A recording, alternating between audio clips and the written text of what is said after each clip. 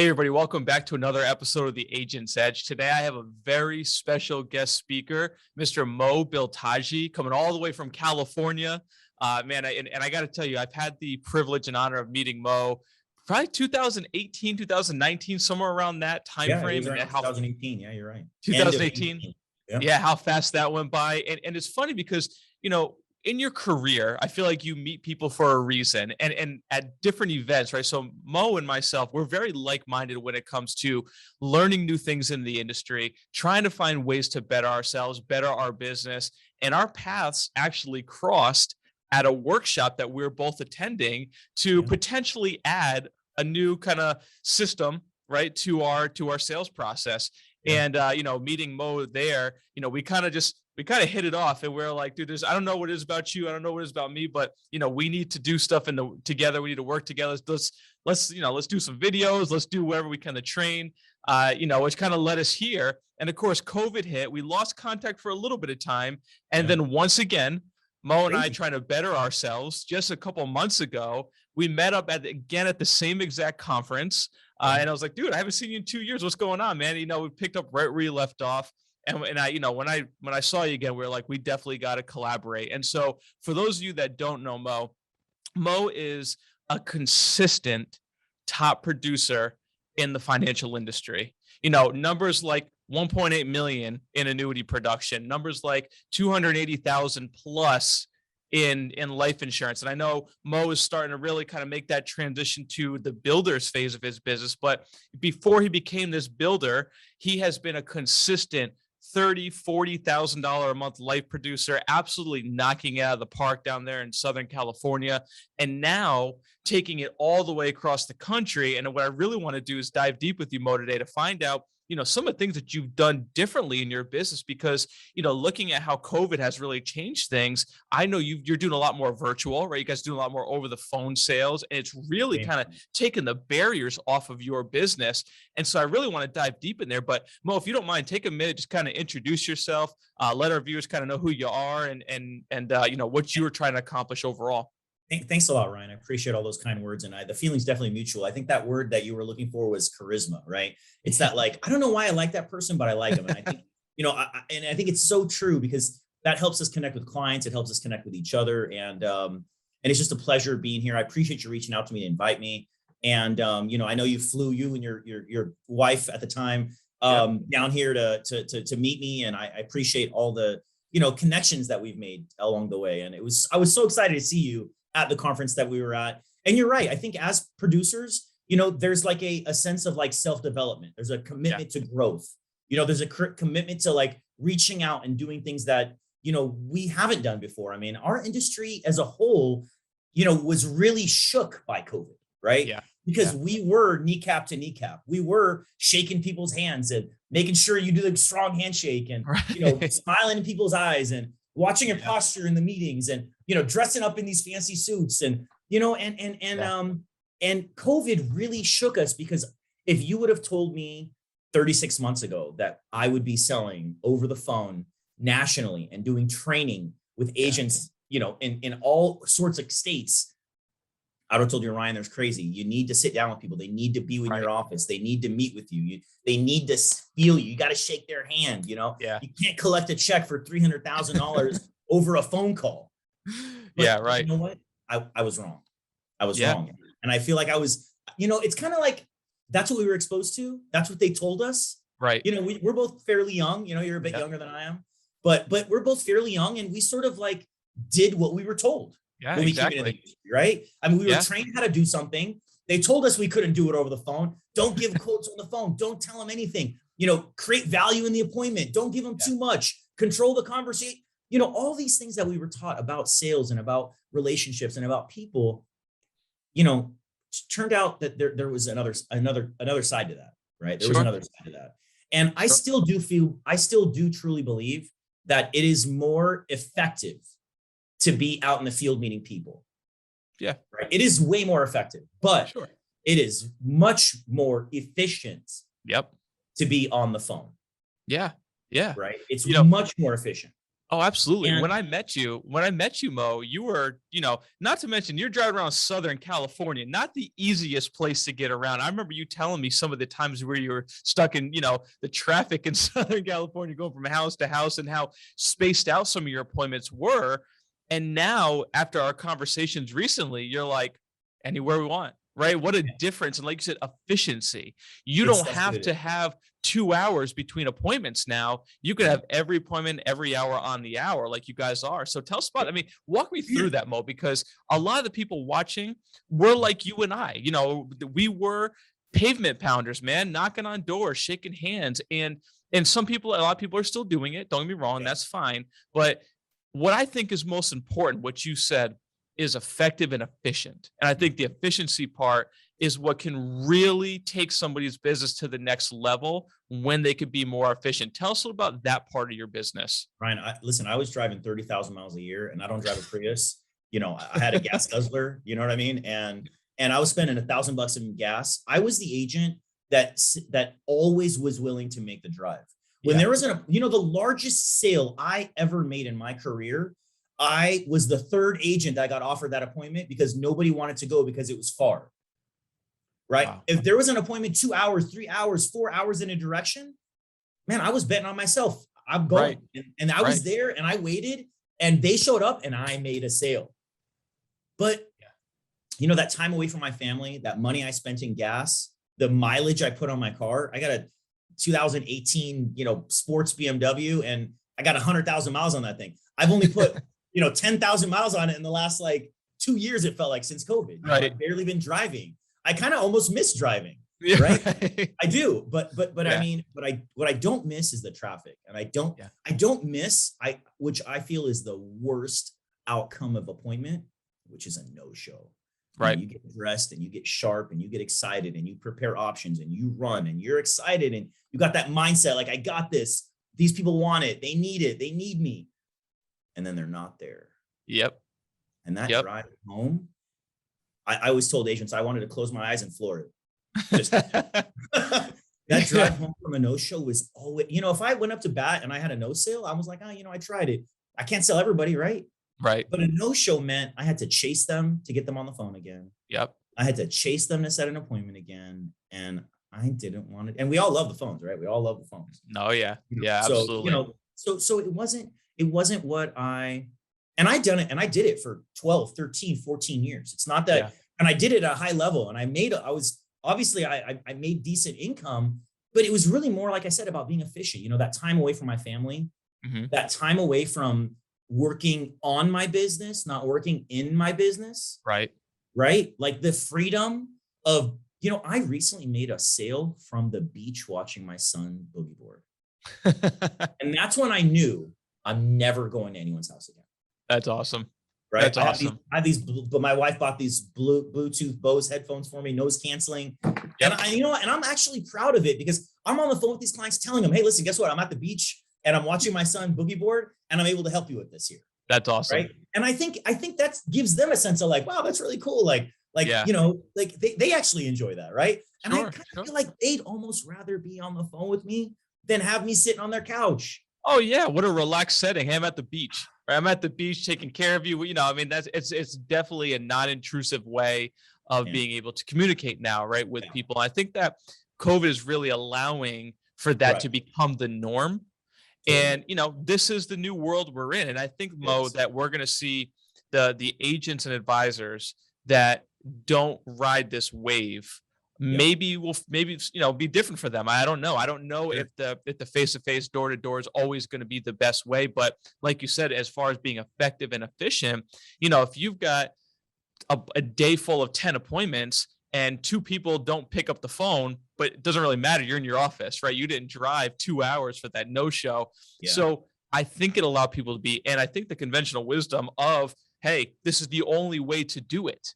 Right. That's what you and I were taught, man. I mean, I remember driving all over the United States, literally running appointments. And that was it. Travel trips, right? They're booking flights, that was it, man. Booking hotels. And I'm like, that could all be going to marketing. Hey, exactly. Going to leads, right? So Mo, listen, what I want, a lot of people ask me this question as we do this show, and having somebody who has been a consistent big time producer like yourself, can you give us a couple of the commonalities that not only you portray, obviously, and you have that allows you to be that big producer, but now that you coach a lot of people in your agency that are becoming big producers, tell me a little bit of, give us a few commonalities that you are seeing amongst these bigger producers, and even the things that you did to stay as consistent as you were. Mm. Well, I always say that there's two sides of an agent's success, right? And some of it I have control of, and some of it you have control of, right? So the first is skill, right? I mean, if you're doing this full time, this is your career. Mhm. You have to master your craft. You have to master your process. You have to master your products. You have to master your presentation, right? So being good at what you do is one leg of the agent's success, right? And that encompasses quite a few things, really, right? I mean, like we talked about charisma. I don't, that idea of like, I don't know why I like that person, but like, I want to buy from him. Right. Right. Like you walk in a room, there might be two people that you're like, I don't want to talk to those people. Yeah. But there might be two people that you're like, you know what? I really want to go over there and talk to those people. Yeah. I don't know what it is about him or her, but I don't know. I connected with them. Right. Yeah. And I think that is something like sort of intangible, but at the same time, it's something that you can work on. It's your smile. It's your posture. It's your communication skills. It's your body language. Those are things that you could get better at. Yeah. And if you're in the industry of helping people, meeting with people, persuading people, you have to be very aware of like your verbal and your nonverbal communication. Mm-hmm. Right. And if we're taking it remotely and we're talking about on the phone, we're talking about pace, we're talking about tonality, we're talking about pitch, right? We're talking about voice and fluctuation, right? These are all things that kind of control how people feel about what we say. Mm. And if you're gonna lead people, right? If you're going to lead clients into making the right decision for themselves, you sort of have to be in a position to lead. That you got to be a leader in order to lead them, I guess, essentially, right? And knowing knowing like you sound like, knowing your process, knowing your products, knowing who you are, knowing what you're good at, and working on those skills, I think really is one leg of. And then there's that one other side that we just can't get away from. And that's, maybe we can call it grit. We can call it tenacity. Sure. We can call it work ethic. We can call it a fire in your belly. We can call it your why, right? Maybe it's your purpose. Maybe you like traveling, so you work hard to travel. Maybe you like cars, so you work hard to have a nice car. Maybe you want a big house. Maybe you want to provide for your family. Maybe it's your kids. Maybe it's your parents. I don't know what it is, but it's that like, I'm going to do what it takes, not stop until I'm done. Right. And that's one side of it. And I find when people have that grit and tenacity and work ethic combined with skill and that like personal growth commitment is when we see big producers, right? Because everybody knows somebody who has skill. Yeah. Right. But people tell them all the time, oh, you have a lot of potential.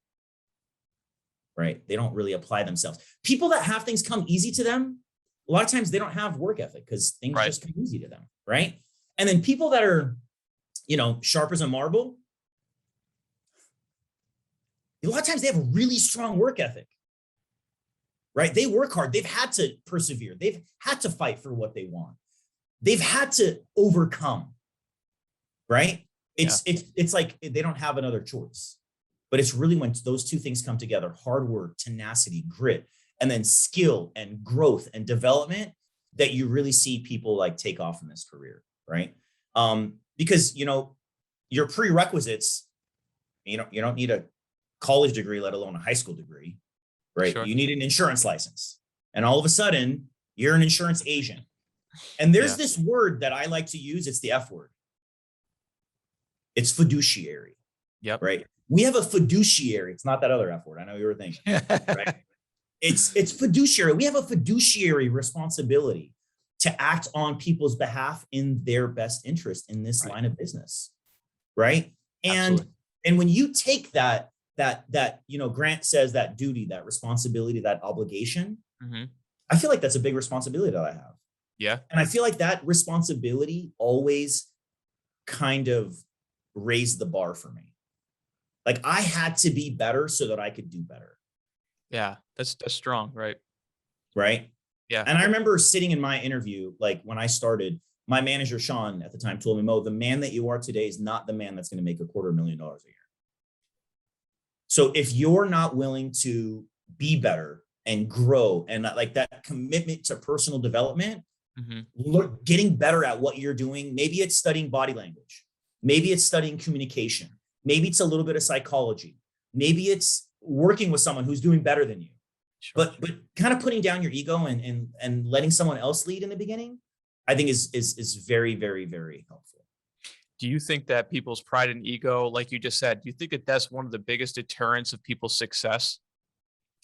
I think in dealing with licensed agents, a lot of times they come to you for help, but then they end up telling you what they want to do. Right. Right. I don't think it's the same when you hire an unlicensed agent. Yeah. Because they don't even know better. So they're just like, right. Okay, whatever you say. Right. Just like we were. I don't know. I was unlicensed when I started and they told me to do something and I was like, okay, I'll do it. Yeah, exactly. If I do this, I'm going to get this. Sign me up here. And I went. But when you deal with, these licensed agents that have had these experience and maybe they've had a little success, right? They've had some success. They just feel like I don't want to say they feel like they're better than you. They feel like they got it. Yeah. Right? Oh, I got it. I'll figure it out. Or actually, I'm going to do it this way. But then it's like, why hire a coach or why ask for advice if you're just going to do what you're going to do anyway? Yeah. So it might be ego. It might be pride. It might be, ignorance in a way. Sometimes, some people don't know themselves. Right. So maybe it's just a combination of thereof. But either way, you definitely see it. And I can tell by the way you reacted when I said it that you've seen it too. Yeah. Ton of it. I mean, I'm coaching 4,000 plus agents. You see it pretty often. So when you talk about grit, I want to go back to that for a second, because one thing that I heard early on, Mo, and I know you can relate to this too, is someone once told me that the difference between success and failure is so subtle, most people miss it. And when they're talking about that, they're saying that successful people do the few things that unsuccessful people are not willing to do. And case in point, your biggest sale came from a lead that you ran that 2 or 3 other people said it's too far away. Yeah. Now, I don't know how big that sale was, but for you to say it's the biggest sale of your life, it must have been a pretty large sale. It was. That sale probably would have changed most people's financial situation and business. It was more than an annual income for the average person. Let's put it that way. Okay. So insane amount, right? And so talk to me about that. So what is it what's your inner drive? Because I think, I listen to you and I'm going, okay, it's grit, it's passion, it's your reason why, but is that taught? Or is that something you have to have internally? And then what is it internally for you that drives you to continue to keep moving forward after you've driven 3 hours and got no-showed? What is it that inside of you says keep going? And are you able to teach that to people? Or do you just think it's something that you either have or you don't? Oh, that's a good question. I think everything can be taught, right? I think everything can be learned. As much as people don't change, people want to change, so they change, right? I mean, so everything can be taught if you're open to it. But I think, to be honest with you, I think it's always been is, growing up not having much, and growing up feeling like seeing people, like I saw people in my life that made average incomes, and I saw people that made exceptional incomes. Yeah. And I didn't really see some people took risks, other people didn't. Yeah.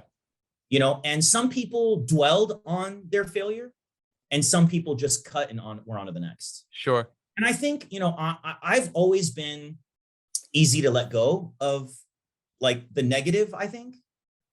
Some people might say that I have wishful thinking or that I'm hopeful, or some people would say I'm blindly positive. Right? I've had people say like, oh, you can't even see it, Mo. But at the end of the day, I see what I want. Yeah. And I knew that success would happen if I did these things. Yeah. It's kind of like the stock market, Ryan. We look at, I opened this stock account, right? I opened a Robinhood account like maybe 2 years ago. And I think when I first opened it, I put like 10 or 15,000 in it, and I was looking at it all the time. Mm-hmm. And I was looking at those days like, bam, bam, oh. And my wife was like, babe, you're seriously going to give yourself a heart attack? Like trying to like kind of day trade in a way, right? Right. And I think, we get caught up in like a no-show or a reschedule or a policy cancellation, but it's not about that day to day. It's about that month to month and that year to year, right? Like, hopefully that explains that, what you were asking. It's more, I think, looking at it long-term than it is. It's not a sprint, it's a marathon. Yeah. And if this is what I'm choosing to do and I'm committing to doing it, and I mean, to be completely honest with you, I mean, I have a high school degree and I wanted to be a dentist, and that wasn't going to work out with a high school degree. All right. And I did not give myself a plan B. I don't have a plan B. Even right now, Ryan, if I decided not to work and not to sell insurance, I'm not going to be a doctor tomorrow. Right. I ain't going to be an attorney. How am I going to go replace a good, healthy 6-figure income? Yeah. Or am I going to go get a job? Who's going to be willing to pay me that kind of money? And if they did, how much work would I have to do? If somebody put me on a 250, a 400, a $550,000 salary, what kind of work are they going to have me doing? I'm going to be working 3 times as much as I'm working now. Yeah. Right. Absolutely. And I'm going to have someone literally who might even own me at that kind of money. Yeah, that's right. Like literally, right? I mean, there isn't anything that they would ask that I could say no to. Right. And so this was what it was for me. And I think sometimes we give ourselves plan Bs. Like, if this doesn't work, I'm going to go back and do this. Right. Oh, well, you know what? I'm going to try it out. And if it doesn't work, then I'm going to do that. And I see these agents that come in and their resume has like 900 jobs on it. Right? Like they've worked at every broker under the sun. Right. Yeah. And they have, and they're still thinking it's them, not me. Yeah. It's like that guy that's been married 13 times, he's like, oh, all these wives are horrible. Right. Well, I mean, are they though? Yeah. You got to really look at yourself in your mirror, and you got to, how bad do you really want it? Yeah. How much are you committed to it? I mean, like, tell me really what's easy, Ryan. I mean, you know why I'm not a dentist? Because I wasn't willing to do what it takes to be a dentist, Ryan. Whether it was financial, whether it was the commitment of time, whether it was the studying. Could I have been a dentist? 110%. Sure. I could have been a dentist, but I didn't commit to it. So I'm not a dentist. Yeah. And if you want to be a high-level agent, I've seen some high-level agents that I thought to myself, I don't know how that guy got there. Right. Yep. And I was like, that guy did that? Yeah. Are you kidding me right now? And I'm not trying to say this to be rude. What I mean is, I don't care where you think you are. If you want it that bad, you'll make it happen. Yeah, absolutely. Right. And you asked about like my why. Everyone talks about this why. Like, find your why. Like, what's your why? The other day, somebody asked me on a manager's meeting, on a call, we have a coaching call. What was your why? And I'm like, man, my why changes. Like, it's not always the same. I think when I was young, when I first got into business, my why was, I'm in California. If I don't make more than $5,000 or $6,000 a month, I'm going to be renting an apartment in a crappy city, and I'm going to have to rely on my wife and my kids and other people to help me. I need to figure this out. Yeah. I need to put myself in a position where the potential is there. Like, you get a job, Ryan, and you get paid, $35 an hour, right? Let's start at a high paying job here, right? That's not a bad, but what do you really got to do to get to 50? Right. What do you got to do to get 100? Is that even an option? Is that even an option for you? If you worked 80, are they going to allow you to work 80 hours a week? Or are they going to say, my dad always used to fight at his company to try to get overtime to help. I'm the oldest of 6, Ryan, and my dad worked his tail off when we were kids. He was never around because every time he could get overtime during the week and on the weekends and even on Sundays, he'd be working so that he could get that overtime. But Ryan, there's only so much time in the week. Right. Right. I mean, he can't work 24 hours a day, 7 days a week. Right. There's only so many hours you could be at your job. Yeah. So with this here, Ryan, right, in the insurance business, they have this uncapped commissions, right? Uncapped commissions. Right. That's the buzzword, right? Yep. But you know what? It's true. Yeah. It's true, right? It's not like a buzzword. It's a reality. Yeah, it is. There is uncapped commissions. I don't care what commission level you're at. I started at 35% in commission, Ryan. I was at 35% and I made almost 80 grand my first year. I didn't, I see agents come in and talk about making 200 and 300 and 400 a year. I don't remember what kind of production I made. I remember what my 1099 was. Sure. But I do know that if I was at a higher commission level, I would have made a good, healthy 6-figure income. Right. But, I think a big part of why I'm here, Ryan, still is because I started at a low commission level. Yeah. Yeah. And I think a lot of agents are really scared of starting at a low commission level.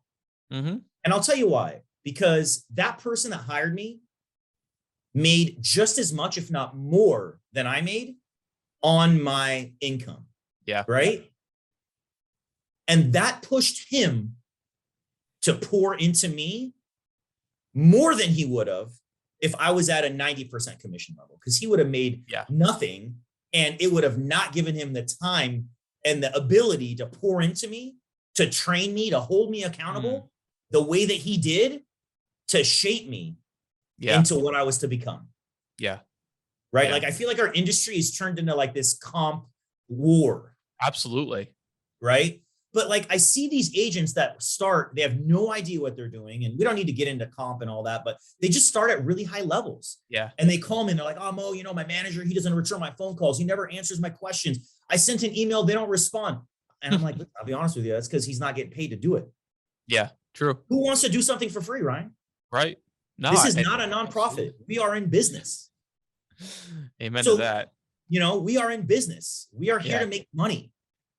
And you are of value. I am of value.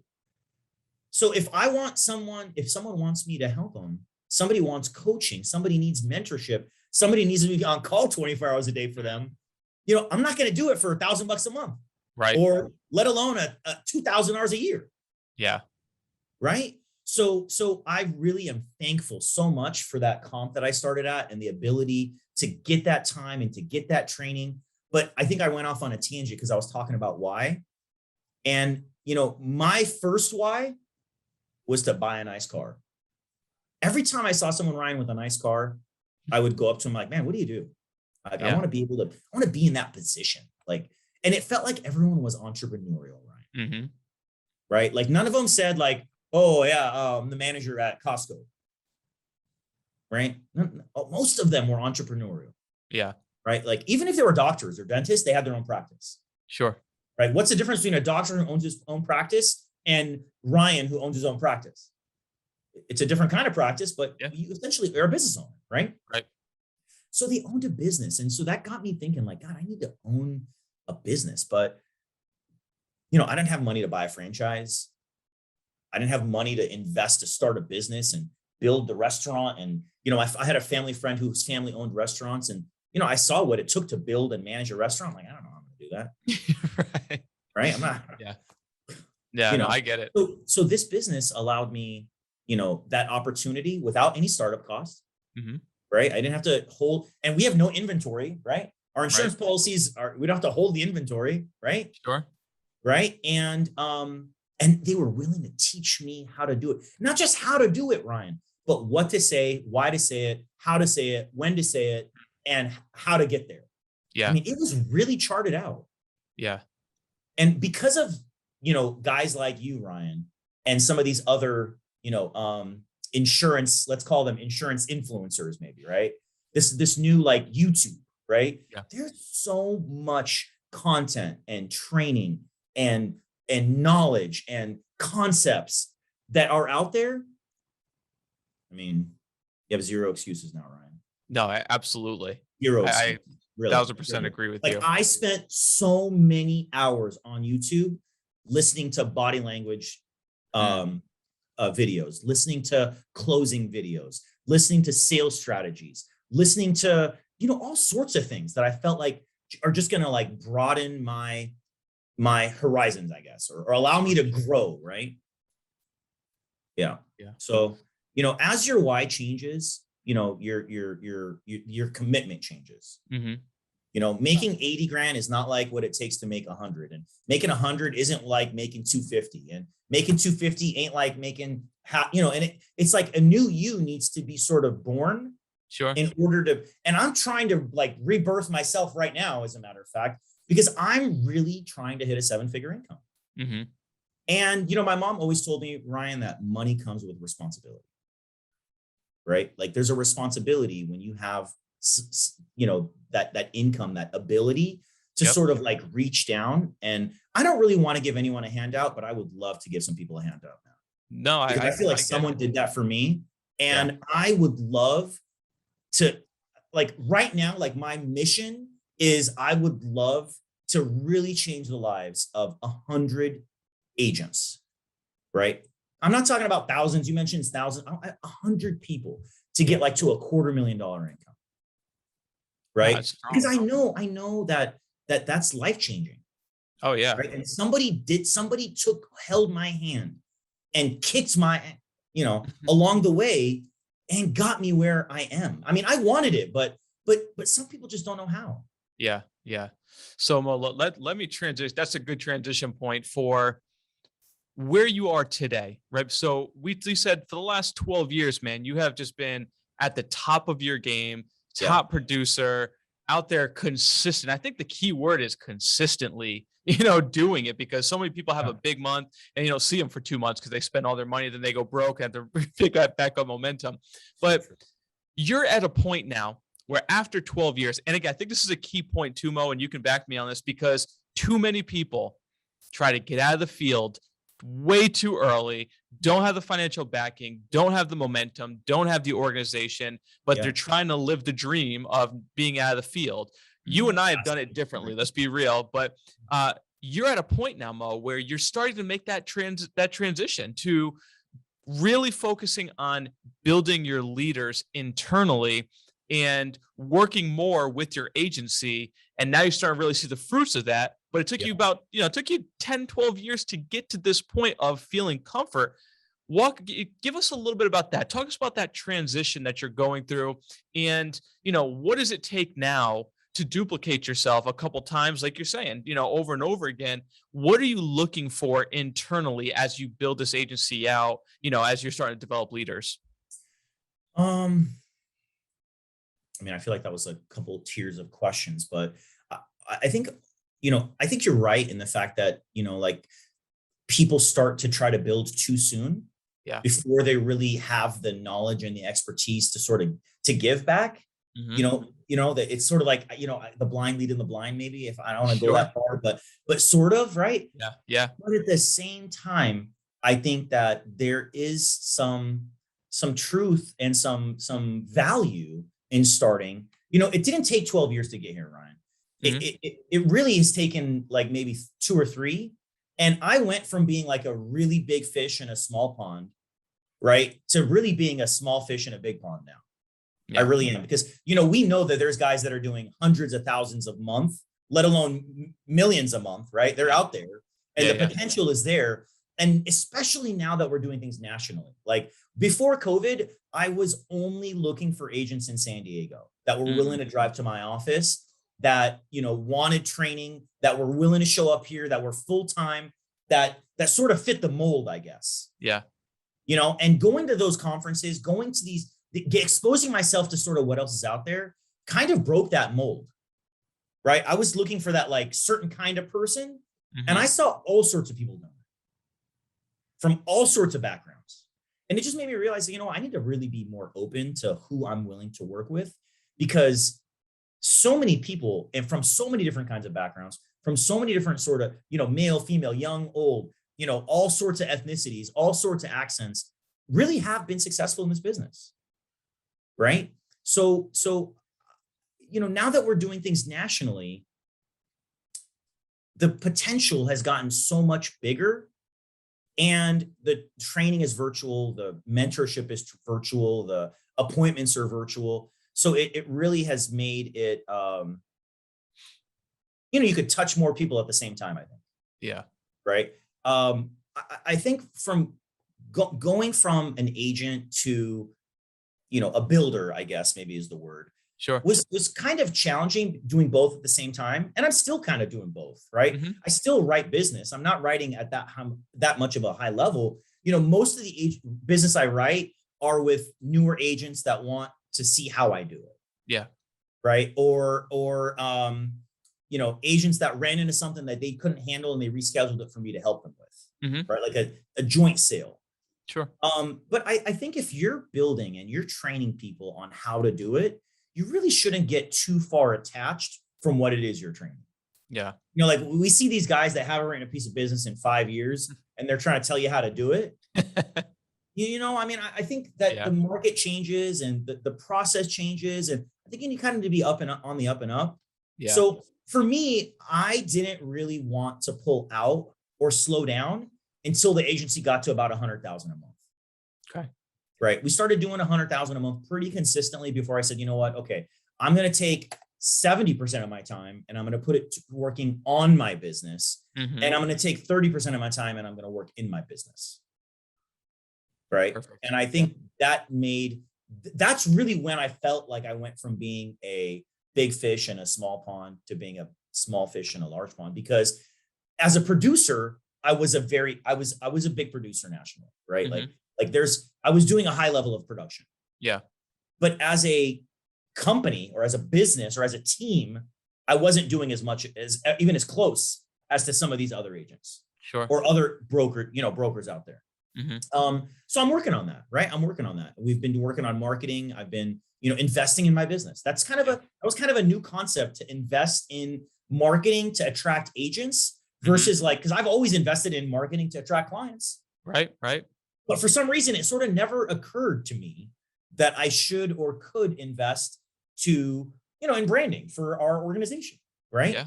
I don't know. That was something that kind of came about during COVID. So that was something that was really eye-opening and has really put a lot of fuel on the fire. Yeah. And it's been, the roles have been new. It's not like you're not working. It's that you're doing different tasks. Mm-hmm. My list in the morning looks a little differently than it was. So I'm still keeping busy, but I'm really happy and I'm blessed, and I feel blessed, and I feel like I have a lot of potential still, because there's so much more to do, and there's just unlimited potential for everyone, Ryan, right? Yeah. Regardless of how well other organizations are doing, it really doesn't take away from what I can do. And that's really, you ever seen two gas stations across the street from each other? And you think to myself, God, there's a gas station here, there's a gas station here, but they all stay busy. Yeah. Right. And they stay productive and they stay profitable. So there's no shortage of money and there's no shortage of people.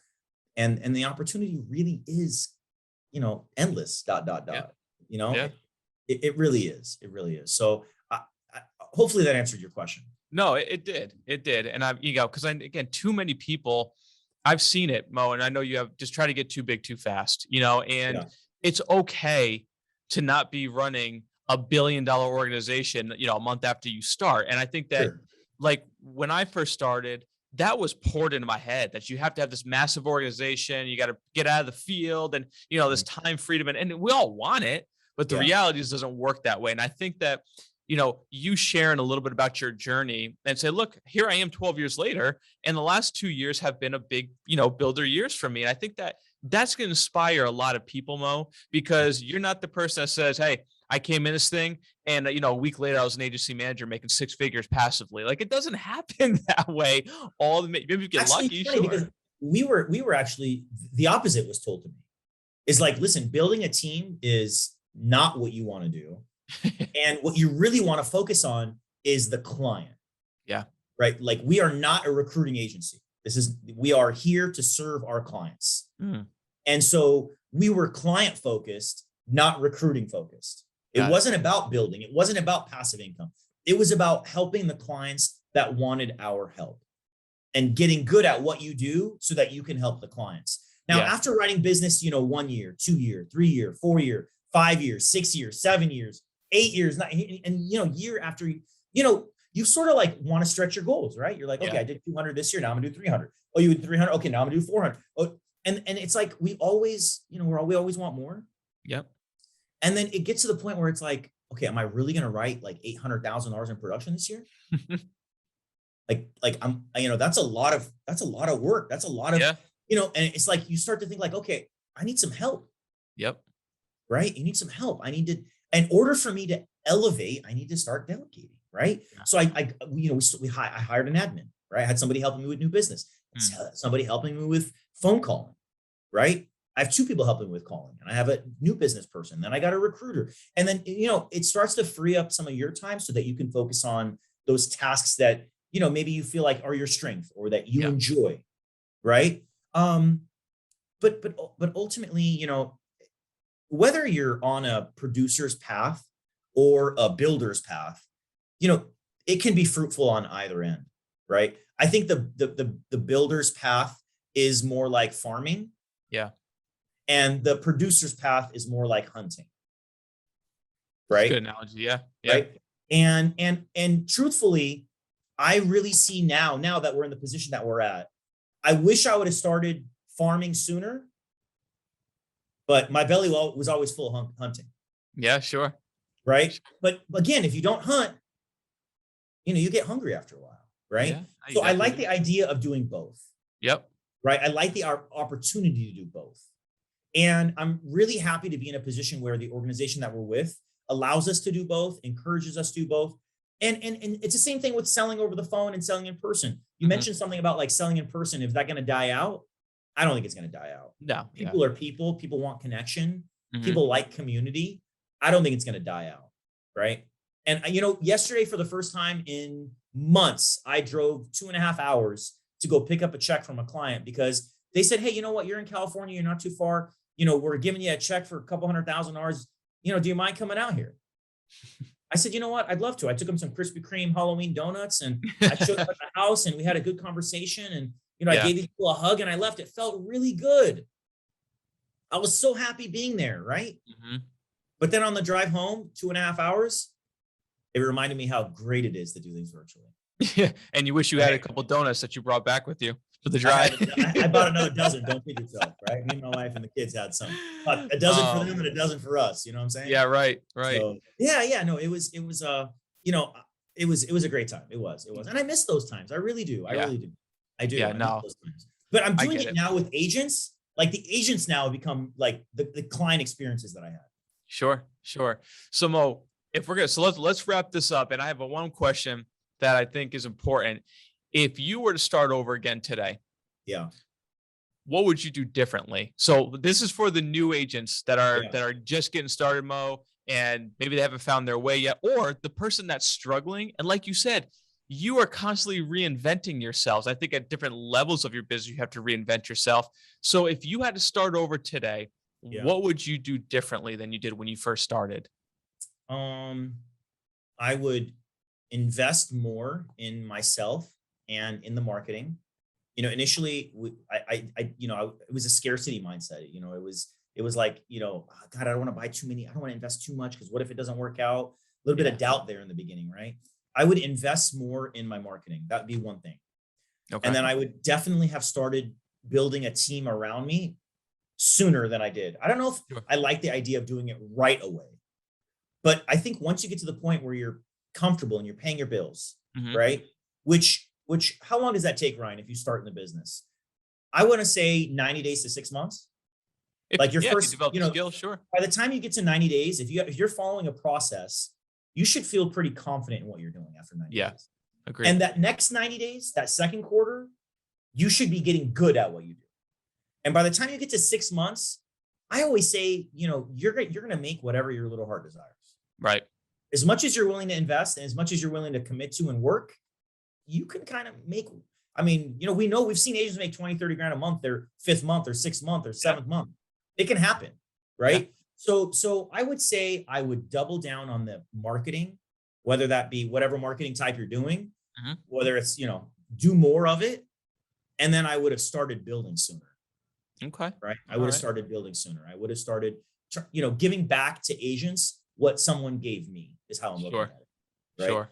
Giving people the opportunity, talking about what we're doing more. And for me, another reason why I didn't is because, when I started, I was kind of quiet and shy, really. It really was.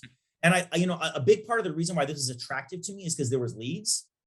So I Mhm. didn't have to go out there and be like, hey, do you want to buy insurance? Hey, I didn't have Right. to Right. share what I was doing, right? So it kind of came to me, so that made it easier. Yeah.